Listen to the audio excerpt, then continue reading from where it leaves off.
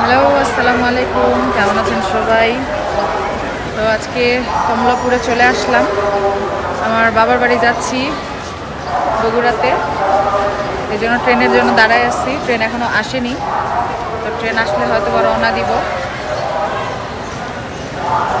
আমাকে কেমন লাগতেছে একটু সবাই কমেন্ট করে জানাবেন। আমি কিন্তু একদমই ন্যাচারালভাবে চলে আসছি, কোনো মেকআপ টেকআপ সাজুগুজু কিছুই করিনি, এভাবেই জাস্ট চলে আসছি যাওয়ার জন্য। কারণ জার্নি পথে যত লাইটভাবে যাওয়া যায় তত ভালো আমি মনে করি। আর এই যে আপনাদের ভাইয়া, হ্যালো, এই যে আপনাদের ভাইয়া, সে এখানে কি জানি এক্সপেরিমেন্ট করতেছে। তাকাও নাইম।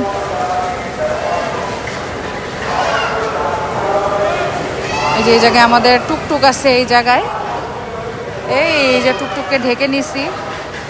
তারপরে যে কিছু হালকা পাতলা খাবার নিয়ে নিছি, ফল টল আছে, ব্যাগ আছে, লাগেজ আছে। লাগেজ ভর্তি আমার কাপড় চোপড় আর ব্যাগ ভর্তি আমার হাজব্যান্ডের কাপড় চোপড়।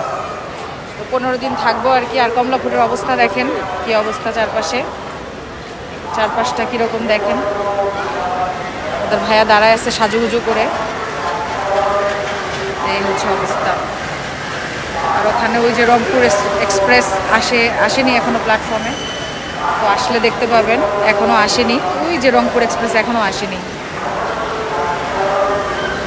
তো আমার হাজব্যান্ডকে কেমন লাগছে সেটা অবশ্যই একটু কমেন্ট করে জানাবেন। আপনাদের ভাইয়াকে আজকে খুবই হ্যান্ডসাম লাগতেছে মাশাল্লাহ, একদম নতুন শপিং করছে, খুব সুন্দর লাগতেছে মাশাল্লাহ।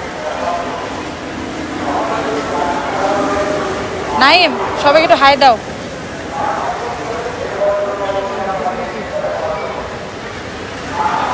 এই হচ্ছে অবস্থা, কমলাপুরের অবস্থা খুবই নেতা খেতা মার্কা, খুবই কি বলবো আর।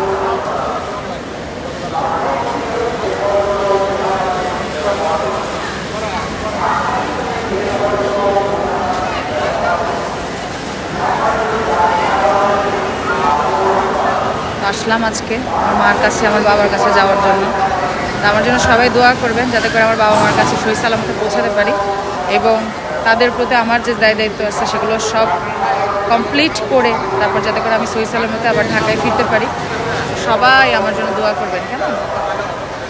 তো সবাই ভালো থাকেন, সুস্থ থাকেন, আল্লাহ হাফেজ। আর পৌঁছে হয়তোবা অনেক ধরনের ব্লগ শেয়ার করব, কিছু হয়তো বা রান্না বা ছোটো ছোটো ক্লিপস শেয়ার করব।